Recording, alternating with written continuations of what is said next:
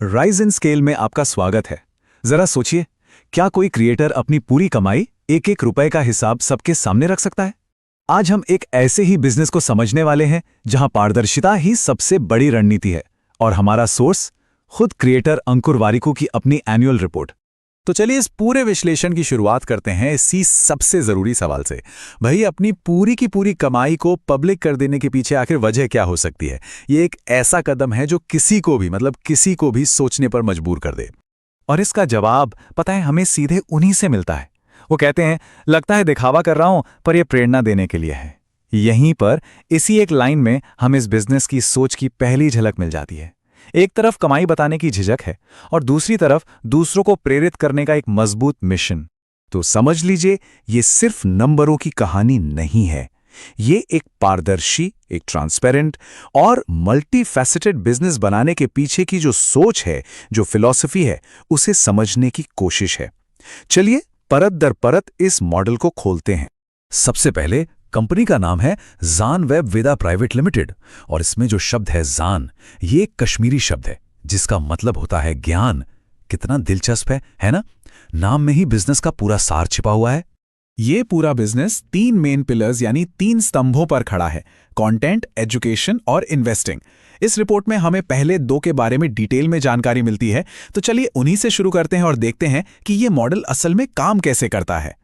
चलिए पहले पिलर से शुरू करते हैं, कंटेंट बिजनेस।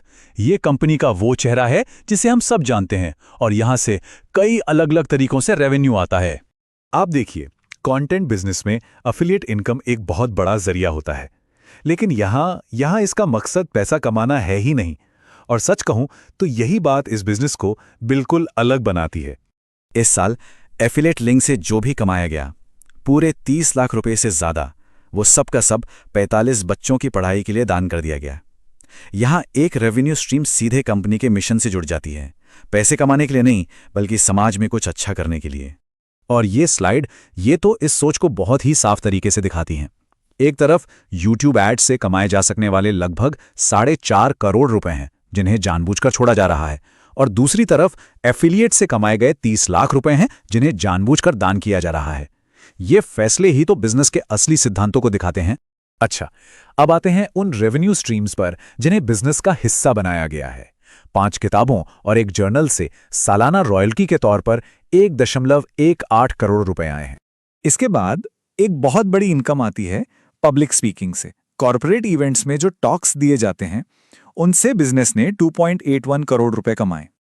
और कंटेंट बिजनेस का सबसे बड़ा हिस्सा वो आता है ब्रांड कोलैबोरेशन से, जिससे लगभग 4.75 करोड़ की इनकम हुई।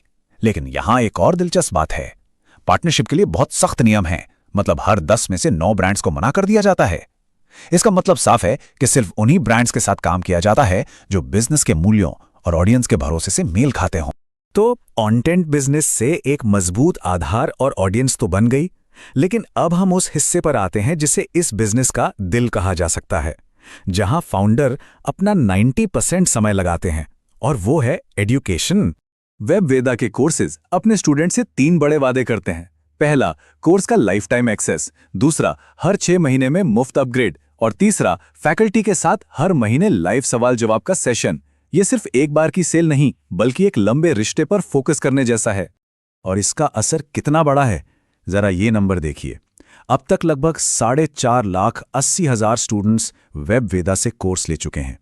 ये सिर्फ एक नंबर नहीं है, ये दिखाता है कि ये एजुकेशन प्लेटफॉर्म कितने लोगों तक पहुंच रहा है और उनकी जिंदगी में वैल्यू ऐड कर रहा है। तो हमने कंटेंट और एजुकेशन दोनों बिजनेस के अलग अलग हिस्सों को देख लिया है। अब समय है इन सबको एक साथ जोड़ने का और उस बड़े नंबर को देखने का जिसका हम सबको इंतजार है। तो इस साल बिजनेस का टोटल रेवेन्यू रहा 16.34 करोड़ रुपए। ये वो आंकड़ा है जो कंटेंट और एजुकेशन दोनों बिजनेस यूनिट्स के सारे एफर्ट्स को मिलाकर बनता है। लेकिन ये 16.34 करोड़ रुपए आए कहां से? ये चार्ट सब कुछ साफ कर देता है। टोटल रेवेन्यू का 55% यानी आधे से ज्यादा कंटेंट बिजनेस से आया और बाकी का 45% एजुकेशन बिजनेस से। मतलब दोनों बिजनेस लगभग बराबर का हिस्सा रखते हैं, जो एक बहुत ही बैलेंस्ड मॉडल की निशानी है। और यहां एक बहुत जरूरी बात समझनी है, वो ये है कि रेवेन्यू और प्रॉफिट 2 बिल्कुल अलग अलग चीजें हैं। 16.34 करोड़ की इस कुल आय में से लगभग 7.5 करोड़ रुपए टीम, टेक्नोलॉजी, मार्केटिंग और दूसरे जरूरी खर्चों में चले गए। तो बिजनेस का अनुमानित प्रॉफिट यानी मुनाफा लगभग 2.25 करोड़ रुपए है। और यह भी समझना जरूरी है कि यह बिजनेस इनकम है, पर्सनल इनकम नहीं। इस मुनाफे को वापस बिजनेस की ग्रोथ में ही लगाया जाता है। तो इन सभी नंबरों और रणनीतियों से हम क्या सीख सकते हैं? देखिए, ये विश्लेषण सिर्फ पैसों के बारे में नहीं है, बल्कि उसके पीछे की सोच और मूल्यों के बारे में है।